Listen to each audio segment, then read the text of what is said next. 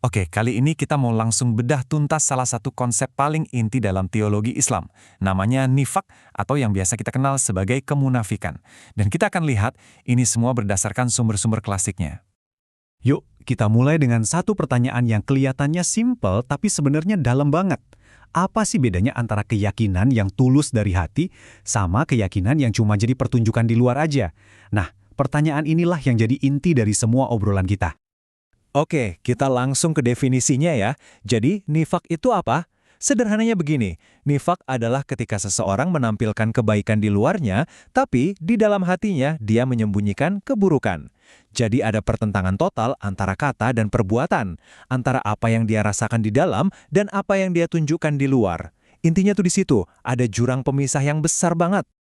Nah, disinilah ceritanya jadi makin menarik. Ternyata konsep nifak ini punya semacam kisah kelahiran.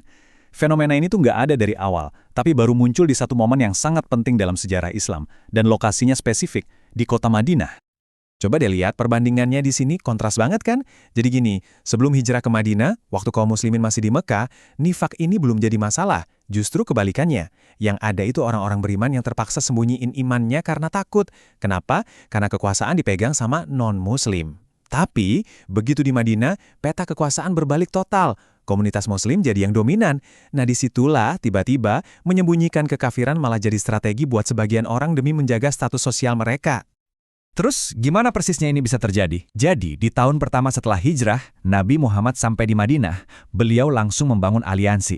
Setahun kemudian, di tahun kedua, terjadilah Perang Badar. Nah, ini dia titik baliknya. Kemenangan besar Muslim di Badar itu mengubah konstelasi politik di Madinah.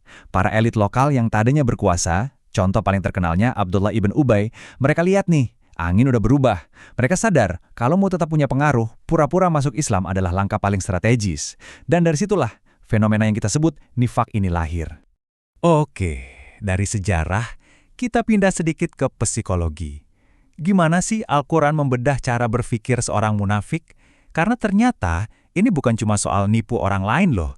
Ada lapisan yang lebih dalam dan jujur lebih tragis, yaitu menipu diri sendiri. Ayat ini benar-benar langsung menusuk ke jantung masalahnya. Dari sudut pandang teologis, upaya mereka untuk menipu Tuhan itu dianggap sebagai sebuah kekonyolan. Mereka merasa cerdik, merasa bisa mengelabui semua orang, padahal tanpa mereka sadari, korban terbesar dari semua permainan dan tipu daya itu, ya, diri mereka sendiri. Setiap kebohongan, setiap sandiwara yang mereka mainkan, itu pada akhirnya cuma mengerogoti jiwa mereka, dan yang paling parah, mereka sama sekali nggak menyadarinya. Ayat ini makin memperdalam temanya, tapi penting buat kita pahami ya, ini bukan berarti Tuhan itu menipu balik dengan cara yang sama. Maksudnya lebih ke Tuhan membiarkan mereka tenggelam dalam tipu daya yang mereka ciptakan sendiri.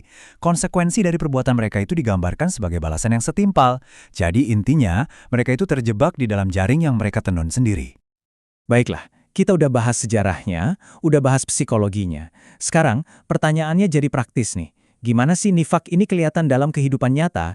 Ciri-cirinya apa? Nah, sumber-sumber klasik itu ngasih kita semacam checklist, tanda-tanda spesifik yang bisa dikenali. Ini dia 3 tanda utama yang paling klasik, dan semuanya berhubungan sama kata-kata dan komitmen. Pertama, kalau ngomong dia bohong. Kedua, kalau bikin janji, dia ingkar. Ketiga, kalau dikasih kepercayaan atau amanah, dia berkhianat. 3 hal ini dianggap sebagai retakan fundamental dalam karakter seseorang. Sinyal kuat kalau ada sesuatu yang nggak sinkron antara ucapan dan hatinya. Tapi gejalanya nggak berhenti di situ. Nifak ini juga merembes ke tindakan dan sikap sehari-hari. Contohnya di lingkungan sosial, mereka bikin kerusakan tapi ngakunya sebagai pembawa damai. Terhadap komunitasnya sendiri, mereka malah ngejek orang-orang beriman. Bahkan dalam urusan ibadah pun kelihatan. Sholatnya malas-malesan, tujuannya cuma buat pamer. Mereka juga jago banget cari-cari alasan buat lari dari tanggung jawab. Dan semua ini sumbernya adalah apa yang disebut sebagai penyakit hati, keraguan, iri hati, dan kedengkian. Terus, kenapa sih ini semua penting banget buat dibahas? Kenapa nifak dianggap seserius itu? Jawabannya simpel.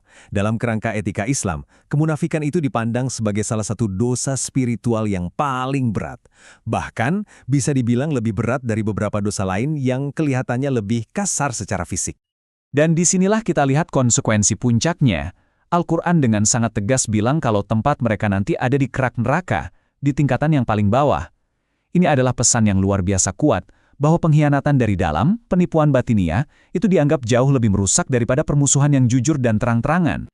Ada kutipan yang luar biasa dari seorang ulama besar, Hasan al-Basri, yang benar-benar menangkap paradoks dari semua ini.